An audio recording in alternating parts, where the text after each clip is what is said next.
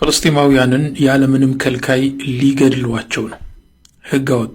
ትራምፕ ተስፋ ቆርጠዋል። እንግዲህ ጦርነቱ ይቀጥል፣ ኢራን ትውደም ማለታቸው ተሰማ። ሰላም አለይኩም ወራህመቱላሂ ወበረካቱ። የአላህ ቸርነት ሰላም ፍቅር ጤና በያላችሁበት ዳር በሉ በሁላችሁም ላይ ሰይ በዛሬ ቪዲዮአችን እጅግ በጣም አስደንጋጭና አሳዛኝ ውሳኔ ለፍልስጤማውያን ታሳሪዎች ተወስኗል።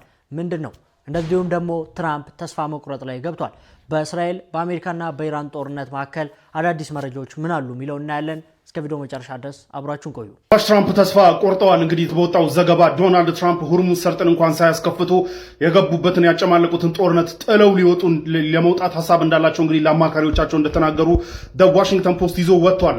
ለዚህም ያደረሳቸው እንግዲህ ሁርሙዝ ሰርጥን በጉልበት ማስከፈት የሚባለው ነገር የሚቻል ነገር አለመሆኑን ተከትሎ ይህንን ማመናቸው ነው እየተባለ ያለው።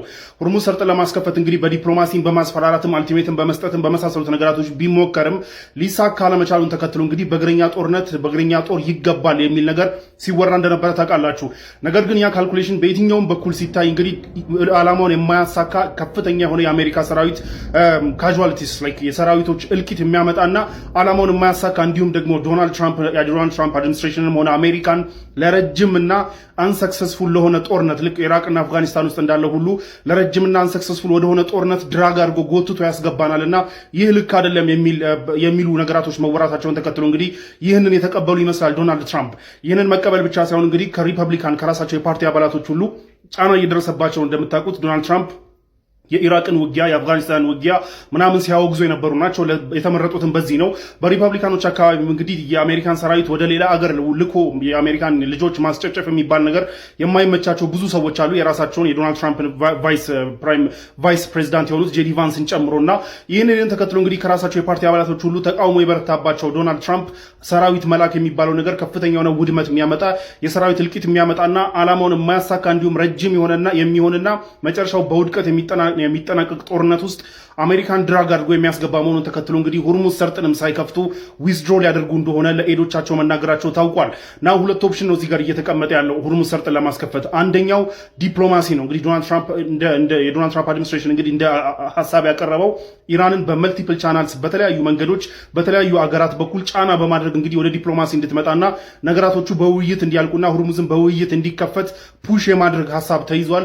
ሁለተኛው ደግሞ እንግዲህ ይህ የማይሳካ ከሆነ ሁርሙዝ ሰርጥ ተዘግቶ መቆየት ዓለም ላይ ያመጣ ያለውን ጫና ተከትሎ እንግዲህ የዩሮፕ ሀገራት እንዲሁም ኔቶ መጥቶ እንግዲህ ይህንን ጉዳይ እንዲፈታ ፑሽ የማድረግና የመጫን ነገራቶች እየታዩ ነው ያሉት። ኤንድ ደግሞ ኦን ቶፕ ኦፍ ዳት ደግሞ የሚድል ኢስት ሀገራት ነው ኔቶ የዩሮፕ ሀገራት እንዲሁም የሚድል ኢስት ሀገራት ሁርሙዝ ሰርጥ በመዘጋቱ ኔቶን እንኳን አውጡትና የኔቶ ሀገራት በሉት ላይክ የዩሮፕ ሀገራቶችና የሚድል ኢስት ሀገራቶች ሁርሙዝ ሰርጥ በመዘጋቱ በጣም በከፍተኛ ሁኔታ ከሚጎዱ ውስጥ ዋነኞቹ እነሱ ናቸው። አሜሪካ የእነሱን ያህል እንኳን አትጎዳም። እና ይህንን ተከትሎ እነዚህ ሀገራትና የሚድል ኢስት ሀገራት ጦርነቱን እነሱ እንዲቀጥሉ እድሉን እነሱ ሰጥቶ የመውጣት ሐሳብ እንዳላቸው እየተነገረ ነው ያለው። አሶሲኤትድ ፕሬስ ባለፈው እንደነገርኳቸው የሚድል ኢስት ሀገራት ይህ ጦርነት እንዲቀጥል ትራምፕን ፑሽ እያደረጉ ነበር ስላችሁ ነበር። ምክንያቱም ይህ ጦርነት አሁን ባለበት ፌስ ከተጠናቀቀ ኢራን ሀያል ሆና መውጣቷ ስለማይቀር ያንን የፈሩት የሚድል ኢስት ሀገራት ሲጠይቁ እንደነበረ ይታወቃል። የሳውዲ ክራውን ፕሪንስም ይህንን ጠየቁ ተብሎ የሳውዲ መንግስት ዲናይ ሲያደርግ ነበር። አሁንም ለሶስተኛ ጊዜ ያ ሪፖርት እንግዲህ በአሶሲኤትድ ፕሬስ በኩል ደግሞ ከአሜሪካ ኦፊሻል ውስጥ አገኘሁት ባለው ሪፖርት ይዞ ወጥቷል። የሚድል ኢስት ሀገራት አሁንም ፑሽ እያደረጉ የነበረ ቢሆንም ግን ዶናልድ ትራምፕ ኖ እኔ ከዚህ በኋላ እዚህ ውስጥ አልገባም ብለው ዊዝድሮ ሊያደርጉ እንደሆነና ጦርነቱን መቀጠል ከፈለጋችሁ እናንተ ክፈሉ፣ የሚድል ኢስት ሀገራት ለጦርነቱ እንዲከፍሉና እንዲሁም የሚድል ኢስት ሀገራት ኔቶና የዩሮፕ ሀገራት ይህንን ሁርሙዝ ሰርጥን እንዲያስከፍቱ በዲፕሎማሲ ማይሰራ ከሆነ እንዲያስከፍቱ ጥሪ ሊያቀርቡ ይችላሉ ተብሎ ነው እየተነገረ ያለው። ሁለት ኦፕሽኖች ናቸው የተቀመጡት። ናው ዶናልድ ትራምፕ እንደምታውቁት ለራሳቸውም አድሚኒስትሬሽን ሰዎች የሚታመኑ አይደሉም። በጣም ውሳኔያቸው የሚገለባበጥ መሆኑን ተከትሎ ምን ይወስናሉ የሚለው ነገር የሚታይ ነው የሚሆነው። ግን ይህንን ለአማካሪዎቻቸው ተናግረዋል። ናው ቤንጃሚን ኔታንያሁ በትናንትናው ዕለት የተናገረው ንግግር አንድ አለ። the only option ኢራን ሁርሙዝ ሰርጥን ከካርድነት ማውጣት ነው። ሁርሙዝ ሰርጥን አስፈላጊ ከሚሆን ነገር ማውጣት ነው ብሎ ያወጣው ፕሮፖዛል አንዱ ምንድነው የእነዚህ የሚድል ኢስት ሀገራቶች የሚያመርቱትን ነዳጅ ሳውዲ፣ ኢማራት እንድ ኩዌት እና እነዚህ ሀገራቶች የሚያመርቱትን ነዳጅ ኢቭን ቀጠር በፓይፕላይን ወደ ቀይ ባህር እንዲያመጡ ሁርሙዝ ሰርጥን ትተው በዚህኛው በኩል ወደ ቀይ ባህር እንዲያመጡና ቀይ ባህር ላይ እንዲጫን በማድረግ ሁርሙዝ ከዚህ በኋላ ጥቅሙ ያን ያህል እንዳይሆን ማድረግ አለብን የሚል ፕሮፖዛል ንግግር ሲናገር ነበር። ይህ የሚያሳየው እንግዲህ ዶናልድ ትራምፕም ሆነ ጋሽ ቢኒ በጉልበት ሁርሙዝ ሰርጥን ማስከፈት የማይቻል መሆኑን እንዳመኑበት ነው የሚያሳየው። ይህ ደግሞ እንግዲህ ይህ ካምፔን አንሰክሰስፉል እንደሆነና መጀመሪያ ተይዞለት የነበረውን ዓላማ የኢራን መንግስትን መገልበጥ ማሳካት ቀርቶ ሁለተኛ ላይ ጦርነቱ ከተጀመረ በኋላ የመጣውን የጦርነቱ ዓላማ ሁርሙዝ ሰርጥን ማስከፈት የሚለውም ነገር የሚሳካ ነገር አለመሆኑን ተከትሎ እንግዲህ ሌላ ኦፕሽን ፓይፕላይን ልንዘረጋ ይገባል የሚሉ ነገራቶች መወራት ጀምረዋል። ይህ ውድቀት የትራምፕ አድሚኒስትሬሽን እና የቤንያሚን ኔታንያሁ አድሚኒስትሬሽን በጉልበት ኢራንን ማንበርከክ እንዳልቻሉ እና በውድቀት እንደተጠናቀቀ የሚያሳይ ነው። ናው ፓይፕላይን ተዘርግቶ በቀይ ባህር በኩል ነዳጅ ይሸጣል ወይ የሚለው ብዙ ሊያነጋግር የሚችል ነው። አንደኛ በፓይፕላይን መጥቶ የሚሸጥና እዛው ዶክ ላይ የሚሸጥ ብዛቱ የሚገናኝ አይደለም። አንድ ይሄ። ሁለተኛ ደግሞ ፓይፕላይኑ ምን ያህል ሴፍ ነው?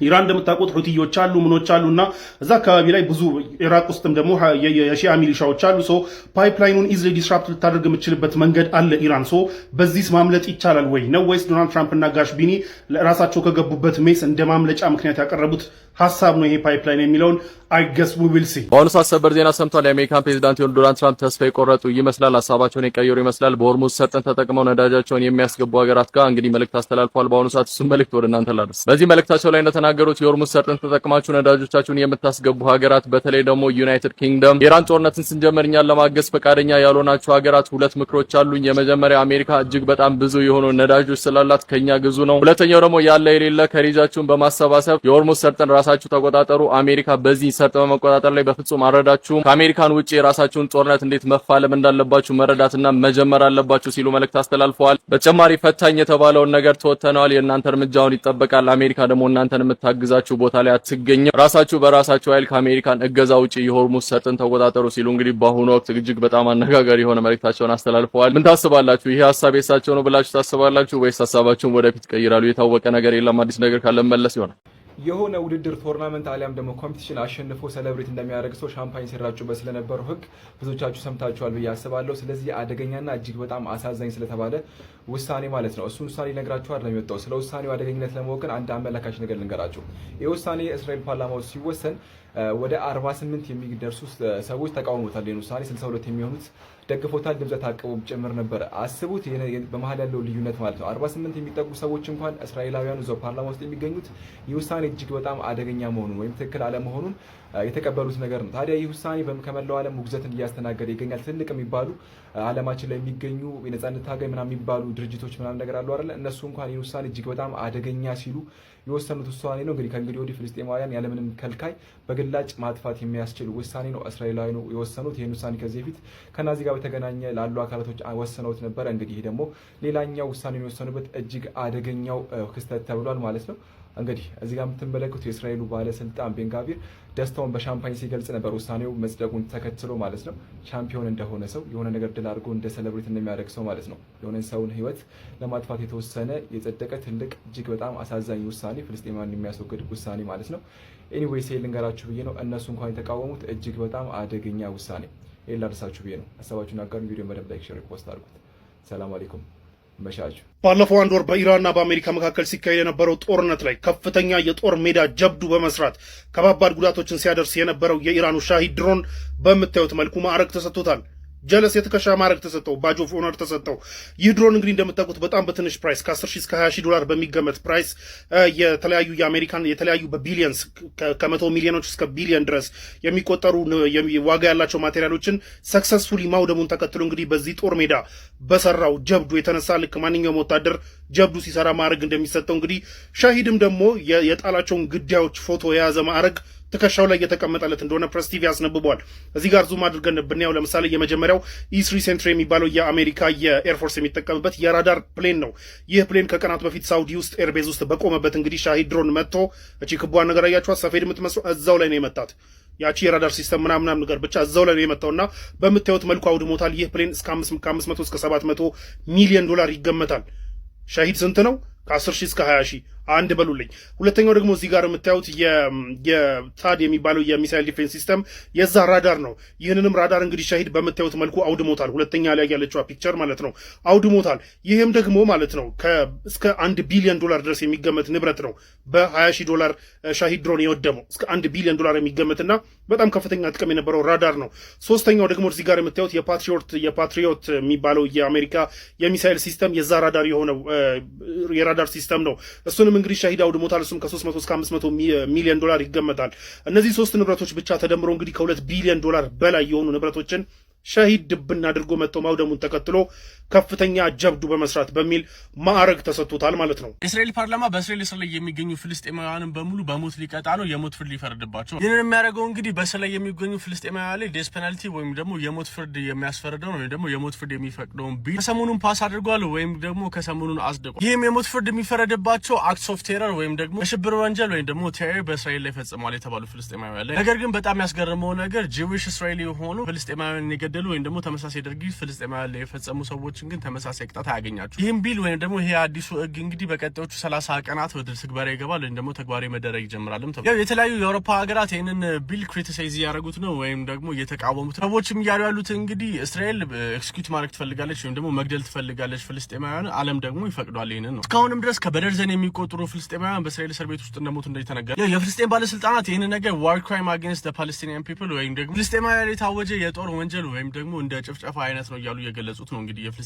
ባለስልጣን አሁን ላይ በእስራኤል እስር ቤት ውስጥ ከሚገኙ ከ9500 በላይ ፍልስጤማውያን መካከል ማለት ነው 1/3 የሚሆኑት ወይም ደግሞ ወደ 3100 3200 አካባቢ የሚሆኑት እስካሁን ድረስ ትራያል ተደረጉ ወይም ደግሞ ምንም አይነት ወንጀል ክስ አልተከፈተባቸው፣ ምንም አይነት ወንጀል አልተደረገባቸው። በኢራን ላይ የተጀመረውን ጦርነት ከመጀመሪያውኑ የተቃወሙት ስፔን አሁን ደግሞ የአየር ክልሏን ለእስራኤልና ለአሜሪካ መከልከሏን በመከላከያ ሚኒስተሯ በኩል አሳውቋል። ዛሬ ሰኞ መግለጫ የሰጡት የስፔኑ የመከላከያ ሚኒስተር የሆኑት ማርጋታ ሮብልክ ማለት ነው ከመጀመሪያውኑ ከጅምሩ ግልጽ የሆነ ነገር ነው፣ የአሜሪካኖችም ያውቁታል፣ ስፔን ለዚህ ጦርነት ምንም የምትሳተፍ አይደለችም፣ ይህ ህገወጥ ነው ሲሉ እንግዲህ አስረግጠው ተናግሯል ማለት ነው። እንደሚታወቀው በዚህ ወር መጀመሪያ ነበረ የስፔኑ ጠቅላይ ሚኒስተር በኢራን ላይ የተከፈተው ጦርነት ህገወጥ ነው፣ ስፔን በዚህ አትተባበርም ማለታቸው የሚታወስ ነው። አሁን ደግሞ የአየር ክልሏን እንግዲህ መከልከሏን ስፔን አሳውቃለች። በዚህም የተነሳ ማለት ነው 18 የሚሆኑ የአሜሪካ አውሮፕላኖች እንግዲህ ቦታ ለመቀየር መገደዳቸው ነው አሁን ላይ እየተነገረ ያለው። በዚህም እንግዲህ የአሜሪካኑ ፕሬዝዳንት አሁንም በስፔን ላይ ዛቻቸውን ቀጥሏል። ሙሉ ለሙሉ የንግድ ግንኙነቴን አቋርጣለሁ ማለታቸው እንግዲህ ከአሁንም እየተሰማ ይገኛል። ለተመሳሳይ መረጃ እናንተ ፕላስ ምልክቷን መጫናችሁን አትርሱ። ጦርነቱ ይቀጥል፣ ኢራን ትውደም ማለታቸው ተሰምቷል። አሁን ከአረብ ምድር የተሰማው ዜና በመካከለኛው ምስራቅ ላይ እየነደደ ያለውን እሳት ይበልጥ የሚያፋፍም ሆኗል። የሩሲያው አርቲ የዜና ወኪል እንደዘገበው የገልፍ ሀገራት በሳውዲ አረቢያና እንዲሁም ደግሞ በተባበሩት አረብ ኤምሬትስ መሪነት ለዶናልድ ትራምፕ አዲስና አስደንጋጭ መልእክት መላካቸው ተሰምቷል። በኢራን ላይ የተጀመረው ጦርነትና ግፊት ተጠናክሮ ሊቀጥል እንደሚገባ መግለጻቸው ተሰምቷል። እነዚህ የነዳጅ ሀብታም ሀገራት የኢራን ተጽዕኖ በቀጠናው እንዲያበቃ ትራምፕ ቆራጥ እርምጃው እንዲቀጥልበት ግፊት እያደረጉ ይገኛሉ። የትራምፕ የ39 ዓመታት ሚስጥራዊ እቅድ ሊፈጸም ነው፣ የኢራንን ነዳጅ መውሰድ አለብን የሚለው የዛሬ 39 ዓመት ንግግሩ አሁን መሬት ላይ እየወረደ ይሆን? እንደ አውሮፓውያን አቆጣጠር በ1987 ከ39 ዓመታት በፊት ከባርባራ ዋልተርስ ጋር በነበረው ቆይታ ለምን ነዳጃቸውን አንወስድም ብሎ ነበር። ትላንት ደግሞ ለፋይናንሻል ታይምስ በሰጠው ቃል የኢራንን ነዳጅ መውሰድ እፈልጋለሁ በማለት ያንን የቆየ ሐሳቡን በድጋሚ አረጋግጧል። ትራምፕ አይኑን የጣለው የኢራን 90% ነዳጅ ወደ ውጭ በሚላክባት ካርግ ደሴት ላይ ነው። ይህችን ደሴት መቆጣጠር ማለት የኢራንን የኢኮኖሚ የደም ስር መቁረጥ ማለት ነው። ይህ ንግግር በባዶ የመጣ አይደለም። በአሁኑ ሰዓት ከ17000 በላይ የሚቆጠሩ የአሜሪካ ወታደሮች ወደ ፋርስ ባህረ ሰላጤ እየገቡ ነው። ዩኤስኤስ ትሪፖሊ የተባለችው ግዙፍ መርከብም በአካባቢው ደርሳለች። ይህ የአጋጣሚ ትንቢት ነው ወይስ ለዘመናት የታቀደ ስትራቴጂ? ትራምፕ ደካማ ከሆንክ ትወረራለህ፣ ጠንካራ ከሆንክ ግን የፈለግከውን ትወስዳለህ የሚለውን ፍልስፍናውን ሊተገብረው እየተዘጋጀ ይመስላል። አሜሪካ የኢራን ነዳጅ ብትቆጣጠር የዓለም ነዳጅ ዋጋ ምን ሊሆን ይችላል? አስገራሚውን ትንበያ ታምናላችሁ? ሐሳባችሁን ጻፉልኝ። መልካም ጊዜ። የእስራኤል ወታደሮች እንግዲህ ከሄዝቡላ ውስጥ የሚካሄደውን ከሄዝቡላ ጋር የሚካሄደውን ነው በሊባኖስ ውስጥ የሚካሄደውን የእግረኛ ኦፕሬሽን ወይም ግራውንድ ኦፕሬሽን ከጀመሩ በኋላ ከፍተኛ ካዥዋልቲና ከፍተኛ ጉዳቶችን እያስተናገዱ እንደሆነ መረጃዎች ወጡ የሚገኙ እንግዲህ 15 ቀን አካባቢ የሆነ ነው ከሄዝቡላ ጋር የጀመሩት የግራውንድ ኦፕሬሽን ያው ከተጀመረ ማለት ነው። እንግዲህ እስካሁን አይ ቲንክ 7 የሚሆኑ ወታደሮች ሞተዋል ተብሏል። በዛኛው ሳይድ ያለው ካዥዋልቲ በጣም ብዙ ነው። በዛኛው ሳይድ በሊባኖስ በሄዝቡላ ሳይድ ያለው ካዥዋልቲ በጣም ብዙ ነው። በመቶች የሚቆጠሩ ሰዎች የሞቱት ግን ያው በእስራኤል ሳይድ ያለው ነው እንግዲህ ብዙ እንትን ጎልቶ ይወጣ የሚገኘው እንግዲህ ከጀርባ አሁን ማሳያችሁ ፎቶ ላይ ማሳያችሁ ዲሲዝ ወር ደግሞ ላይክ KIA ኪልድ ኢን አክሽን የሚባሉ የሚቀመጥላቸው እንትኖች ናቸው ወታደሮች ናቸው። እና እንግዲህ የሊባኖስ ታጣቂው ደግሞ የህዝቡላን እንደዚህ አይነት አቅም አለው ብሎ አልጠበቁም ነበር። እንግዲህ ቅርብ ጊዜ የነበረው ጦርነት ከቆመ በኋላ እነ ሐሰን ነስረላ ከተገደሉበት ውጊያ በኋላ ማለት ነው እንግዲህ አቅሙ ተዳክሞ ነው ደግሞ እንትኑ ዝቅ ብሏል ተብሎ ነበረ። ያውም ደግሞ በሶሪያ ውስጥ የሚንቀሳቀሰው የአህመድ አልሻራ የሚመራው ቡድን ነው። ደግሞ አህመድ አልሻራ መንግስት ስልጣን ላይ ከወጣ በኋላ ከኢራን ይገቡ የነበሩት ወደ ሊባኖስ ከኢራን ይገቡ የነበሩት ሰፖርቶች በከፍተኛ ሁኔታ ቀዝቅዘዋል እና ያው እንትና ተዳክሟል፣ ህዝቡላ ተዳክሟል ተብሎ ነበር የሚታሰብ የነበረው። ግን አሁን ህዝቡላ እንዳልተዳከመ አሳይቷል። ያው ምንም እንኳን ከፍተኛ ካዥዋሊቲ ደግሞ ከፍተኛ ጉዳትና ከፍተኛ ሞት እያስተናገደ ቢሆንም ህዝቡላ ያው ስቲል ላይክ ኢን ዘ ፋይት ኦር ደግሞ ስቲል ውጊያው ላይ እንዳለና ጉዳት ኢንፍሊክት ማድረግ እንደሚችል እንግዲህ አሳይቷል። ትናንትና የነበረው ኦፕሬሽን ደግሞ እስካሁን ድረስ ከነበሩ ከፍተኛ ጉዳት ሊያደርስ ይችላል ተብሎ የሚታሰብ ትናንት ተካሂዶ ነበር አንድ ኦፕሬሽን ማለት ነው። ከፍተኛ የሆነ አምቡሽ ተደርገው ነበር የእስራኤል ወታደሮች በጉሬላ ዋርፌር ማለት ነው። ሄሊኮፕተሮች ከአካባቢ የሚገኙ የእስራኤል ወታደሮችን እንግዲህ ኢቫኩዌት ሲያደርጉ እንደነበረ መረጃ ወጥቷል። እንደነገርኳችሁ ነው በጣም ሄቪሊ ሴንሰር ይደረጋል። የእስራኤል ጉዳቶች በጣም ሄቪሊ ሴንሰር ይደረጋሉ፣ ደግሞ እንዳይወጡ ይታገዳሉ ማለት ነው። እስራኤሎችና አሜሪካዎች እንግዲህ የሌላውን ሀገር ደግሞ እነሱ የሚያጠቁትን ሀገር ጉዳት ሲያወጡ በጣም በከፍተኛ አነፍንፈው ቆፍረው ድንጋይ ገብልጠው ምናምን ነው የሚያወጡት መረጃውን። የእነሱ መረጃ ደግሞ እንዳይወጣ ደግሞ ይህን ተመሳሳይ ጥረት ነው የሚያደርጉት። ለማንኛውም እስቲ ይህን ቪዲዮ እስካሁን ድረስ የጨረሳችሁ ሰዎች እስቲ ፕላስ ምልክቷን መንካት እንዳትረሱ። እስካሁን ድረስ ያው ቲክቶክ አይ ቲንክ እንትኖች ሪሙቭ ያደረጉ ነው ፎሎወሮች። አዳዲስ መረጃዎች ሲወጡ አፕዴት ማድረጌን ይቀጥላለሁ። ፕላስ ምልክቷን መንካት እንዳትረሱ። መልካም ምሽት። አሚን ቀን ፍልስጤማውያንን ያለምንም ከልካይ ሊገድሏቸው ነው። ህግ አወጡ። የአላህ ህግ ግን ይበልጣል። የዓለም አቀፍ ህግ የተባለው የሰዎችን ነፍስ መብት ይጠብቃል የተባለው ህግ እንደማይሰራ በትክክል አሳይተዋል።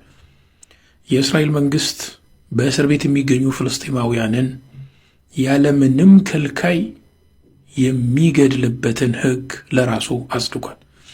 የአላህ ህግ ግን አለ። በላጩም ህግ እሱ ነው። አላህ ፍልስጤማውያንን ነጃ ይበላቸው። ልናደርግላቸው የምንችለው ነገር አንዱ ዱዓ ነው። ሰላሙ አለይኩም ወራህመቱላህ ወበረካቱ። ኢና ሊላሂ ወኢና ኢለይሂ ራጂዑን።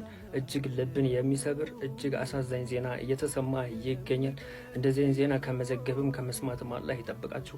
በእስር ውስጥ የሚገኙ በርካታ ሺህ የሚቆጠሩ ፍልስጤማዊ ወንድምና እህቶቻችን እዚያው በእስር ላይ ያሉ የሚገደሉበት አዲስ ህግ እንግዲህ ጸድቋል። በዚህ ሰዓት እንግዲህ ከላይ በፎቶ ላይ እንደምትመለከቱት የእስራኤል በርካታ የወራሪዋ መሪዎች በተገኙበት ይሄንን ህግ አጽድቀውታል። እንግዲህ የፍልስጤም እህት ወንድሞቻችን በርካታ ጊዜያት በስቃይ ውስጥ ቢሆኑም የሆነ ሰው ያድነናል ብለው በመጠባበቅ ላይ ነበሩ። ነገር ግን በርካታ ስቃዮች እነሱ ላይ ካሳለፉ በኋላ አሁን እነሱ የሚሞቱበትን ሁኔታ አጽድቀዋል። አቅሳ መስጊድ ከተዘጋ እንግዲህ 3 ሳምንት ሆኖታል። እነዚህ ወንድሞቻችን ያ ሁሉ ስቃይ ሲደርስባቸው ሁሉም እያየ ዝም ብሏል። እና የኔ ውድ ቤተሰቦች ልላችሁ የምችለው ነገር ቢኖር ባላህ ተስፋ አይቆረጥም። ሁላችን በዱዓ እናግዛቸው። በዚህ ሰዓት ልናደርግ የምንችለው ብቸኛው ነገር ዱዓ ነው። ባላህ ሁላችንም ዱዓ እናደርግላቸው ለእህት ወንድሞቻችን ማለት ነው። ከሲኦል ማንም አይመለስም። ይህ ኢራን አሜሪካ በካርግ ደሴት ወረራ ከፈጸመች ከባድ መዘዝ እንደሚጠብቃት ያስጠነቀቀችበት ቃል ነው። ዩናይትድ ስቴትስ ካርግ ደሴትን ከወረረች የወታደሮቿን እጣ ፈንታ የምትወስነው ኢራን ነች ሲሉ የኢራን ምክትል ፕሬዝዳንት መሐመድ ሬዛ አሬፍ በኤክስ ገጻቸው አስጠንቅቀዋል። ትራምፕ ወታደሮችን ወደ ካርግ ሊልክ ይችላል፣ መመለሳቸው ላይ ግን እሱ አይወስንም፣ ምክንያቱም ማንም ሰው ከሲኦል አይመለስም ሲሉ ባሰፈሩት ጽሑፍ አስጠንቅቀዋል። ዶናልድ ትራምፕ ኢራን ምንም አይነት መከላከያ የላትም በማለት አሜሪካ ካርግ ደሴትን በቀላሉ መያዝ ትችላለች ሲሉም ተናግረዋል። ለመሆኑ ትራምፕ ይህንን የኢራን ማስጠንቀቂያ ወደ ጎን ትተው ደሴቲቱን ለመውረር ትዕዛዝ ይሰጡ ይሆን? ሐሳባችሁን አስቀምጡልኝ። መልካም ጊዜ። የዓለማችን ሀገራት ለ30 ቀን የቆየውን ጦርነት ተከትሎ ትግስታቸው ያለቀ ይመስላል። ግብጽ ለኢራን ማስጠንቀቂያ ልካለች። በአሁኑ ሰዓት በሰዓትም የግብጽ አመራሮች ተናግረዋል። እንደተባለው ከሆነ ኢራን የባብኤል መንደብን ሰርጥ ለመዝጋት የምትሞክር ከሆነ ወይም ቀይ ባህርን ለመዝጋት ሙከራ የምታደርግ ከሆነ ከባድ የሆነ ወታደራዊ እርምጃ ከግብጽ ይጠብቃታል ብለው ተናግረዋል። በአሁኑ ሰዓት በዚህም አመራሮቹ እንደተናገሩት ከሆነ በሀገራችን ማለትም በግብጽ ናሽናል ሴኩሪቲ ላይ ምንም ኮምፕሮማይዝ የምናደርገው ነገር የለም፣ ይህ ቀይ መስመራችን ነው። እንደዚህ አይነት እርምጃ ለመውሰድ ኢራን የምትሞክር ከሆነ እኛም እርምጃ እንወስዳለን ብለው እንግዲህ በአሁኑ ሰዓት ግብጽ ለኢራን ማስጠንቀቂያ ልካል። ስለ ባብኤል መንደብ ሰርጥ ብዙ አውርተናል ከዚህ በፊት። እንግዲህ እንደምትመለከቱት እዚህ ጋር ነው ሰርጡ የሚገኘው። እቺ ደግሞ ጅቡቲ ነች፣ እቺ ደግሞ ኢትዮጵያ ነች፣ እቺ ደግሞ ሬድ ሲ ነው ማለት ነው። ይሄ ከተዘጋ እርምጃ ወስዳለሁ ብላ ግብጽ ተናግራለች። በአሁኑ ሰዓት እስራኤል ከባድ የተባለ ኪሳራ ደርሶባታል። የእስራኤል የነዳጅ ማጣሪያ በሚሳኤል ፍንጣሪ መንደዱ ተነገረ። በእስራኤሏ ሃይፋ ከተማ የሚገኝ የነዳጅ ማጣሪያ ግቢ ውስጥ የሚገኝ አንድ የኢንዱስትሪ ህንፃና የነዳጅ ጫኝ መኪና ላይ በኢራን ሚሳኤል ፍንጣሪዎች ሳቢያ ከፍተኛ ጉዳት መድረሱን የእስራኤል እሳትና አደጋ መከላከል አገልግሎት አስታውቋል ሲል አልጀዚራ ዘግቧል። ጉዳቱ የደረሰው በኢራንና በሂዝቦላህ ታጣቂ በተኮሱም የሚሳኤል ውርጅብኝ የእስራኤል የሚሳኤል መቃወሚያዎች ጥቃቱን በአየር ላይ ለማክሸፍ ቢሞክሩም ተመቶ የወደቀው የሚሳኤል ፍንጣሪም በነዳጅ ማጣሪያ ግቢ ውስጥ በሚገኝ የቤንዚል ታንከር ላይ በማረፉም ከፍተኛ የተባለ እሳት ማስነሳቱም ተነግሯል። ይህም ጥቃት በመካከለኛው ምስራቅ ያለውን ቀውስ ወደ አዲስ ምዕራፍ ያሸጋግረዋል ተብሎም ተሰግቷል። የፕላስ ምልክቷን በመካት አዳዲስና ወቅታዊ መረጃዎችን ይከታተሉ። ጣሊያን ለአሜሪካ የጦር አውሮፕላኖች መሬቷን ወር ደግሞ ምድሯን ዘግታለች። በጣሊያን በኩል አድርገው ወደ ሚድል ኢስት የሚጓዙ የአሜሪካ የጦር አውሮፕላኖች በአሁኑ ሰዓት ላይ እንግዲህ ከጣሊያን ምድር ደግሞ ጣሊያን ላይ ከማረፍ ተከልክለዋል ማለት ነው። ሲግኖሌላ የሚባል አንድ ቤዝ አለ። እንግዲህ አሜሪካ ጣሊያን ውስጥ 5 የጦር ቤዞች አሏት። እንደሚታወቀው 5 ቤዞች አሏት ጣሊያን ውስጥ ብቻ አሜሪካ ማለት ነው። እነዚህ ቤዞች መካከል እንግዲህ ሲግኖሌላ የሚባለው አንድ ቤዝ አለ። እሱ ቤዝ ላይ ነው እንግዲህ ወደ ሚድል ኢስት ወር ደግሞ ወደ መካከለኛው ምስራቅ የሚሄዱ አውሮፕላኖች እዛ ቤዝ ላይ ነው እንግዲህ አርፈው ከዛ ነው ተነስተው ወደ ሚድል ኢስት የሚሄዱትና እንግዲህ ሚድል ኢስት ላይ የሚሄዱ አውሮፕላኖች በሙሉ በጣሊያን በኩል እንዳልፉ ጣሊያን አግዳለች። አይ ቲንክ እቺ ሁለተኛው ሀገር ነች ከአውሮፓ። ስፔንም አግዳ ነበር ከዚህ በፊት፣ አሁን ደግሞ ጣሊያን አግዳለች። ሁሉም የነዳጅ ጉዳይ ያሳሰበውና የስትሬት ኦፍ ሆርሙዝ መዘጋት ጉዳይ ያሳሰበው ያለ ይመስላል። የአውሮፓ ህብረት አባል ሀገራትም ሆኖ የተለያዩ ዓለም ሀገራት ላይ የሚገኙ ሰዎች እንግዲህ እነዚህ ሰዎች ሞር ከና አሜሪካ ጋር ሳይድ ላለማድረግና የነሱ መርከብ በስትሬት ኦፍ ሆርሙዝ በኩል እንዲያልፍላቸው የሆነ የመለማመጥ ስራ እየሰሩ ያለ ይመስላል። ለማንኛውም እንግዲህ አሜሪካ ካሁን በኋላ ወደ ጣሊያን የሚያደርጉትን የጦር አውሮፕላኖች ወደ ጣሊያን የሚገቡ የጦር አውሮፕላኖችን ቁጥር ትቀንሳለች ማለት ነው። እዛው ጣሊያን ውስጥ ያልፉ ካልሆነ በስተቀር ደግሞ ከጣሊያን የሚነሱ ሌላ ሚሽኖች ካልሆነ በስተቀር ከጣሊያን ተነስተው ወደ ሚድል ኢስት የሚሄዱ ሚሽኖች ከዚህ በኋላ በጣሊያን መንግስት ተከልክለዋል። እስራኤል የፓርላማ አባል በፓለስቲኒያኖች ላይ የተወሰነው የሞት ቅጣት የታሰሩት ማለት ነው ህጉን በመቃወም ወጥቷል። ትናንትና ዓለም ላይ ብዙዎችን ያነጋገረ የእስራኤል ፓርላማ ወይም ኬሴኔት ማለት ነው አንድ ህግ አውጥቷል። ይህም ደግሞ አሸባሪ ብሎ ያዛቸው የፓለስታይን ሰዎች እንግዲህ የሞት ቅጣት እንዲወሰንባቸው የሚያደርግ ህግ ማጽደቁን ተከትሎ ነው። እናም ይህ የእስራኤል የፓርላማ አባል የሆነውና የገዢው ፓርቲ ተቃዋሚ የሆነው ኦፈር ካስፊር የተባለ ሰው ማለት ነው ትናንትና እስራኤል ፓርላማ ላይ የተወሰነው የሞት ቅጣት ማለት ነው ያ የሞት ቅጣት ህግ ሳይሆን የዘር ማጽዳት ህግ ቅጣት በማለት ነበር እንግዲህ ህጉን የተቃወመው ማለት ነው። ኦፈር ካሲር ካነሳቸው ነጥቦች መካከል ይህ ዘረኝነትና አድሏዊነት ነው ይላል። ምክንያቱም ደግሞ የሞት ቅጣቱ ፎከስ ያደረገው ወይም ደግሞ ትኩረት ያደረገው በታሰሩ ፓለስቲኒያኖች ላይ ነው፣ አሸባሪ በተባሉ ደግሞ ሌሎች በዚህ ጉዳይ በታሰሩ በማለት እንግዲህ እየጠየቀ ይገኛል። ሁለተኛ ደግሞ ህጉ የወጣበት ዋነኛ ዓላማ ለእስራኤል ዲሞክራሲ ታስቦ ሳይሆን በበቀል ምክንያት በበቀል ደም ጥማት ምክንያት የመጣ ህግ ነው በማለት እንግዲህ ይህ የእስራኤል የፓርላማ አባል የኬሴኔቱ አባል እንግዲህ ተቃውሞውን ግልጽ አድርጓል። ትናንትና እንግዲህ ከተቃወሙት መካከልም አንዱ እሱ እንደነበረ ተነግሯል ማለት ነው። ትናንት እንግዲህ እስራኤል አንድ ከባድ ህግ ማውጣቷ ይታወቃል። አሸባሪ ብላ ያዘቻቸው የፓለስታይን ሰዎችን እንግዲህ በሞት የመቅጣት ነው። ይህም ደግሞ ያለማንም ጠያቂ እንግዲህ እንደምታደርገው ግልጽ ነው። አሁን ላይ ብዙዎች እየተቀባበሉት ያለ ዜና ነው። ለተመሳሳይ መረጃ እናንተ የፕላስ ምልክቷን መጫናችሁን አትርሱ።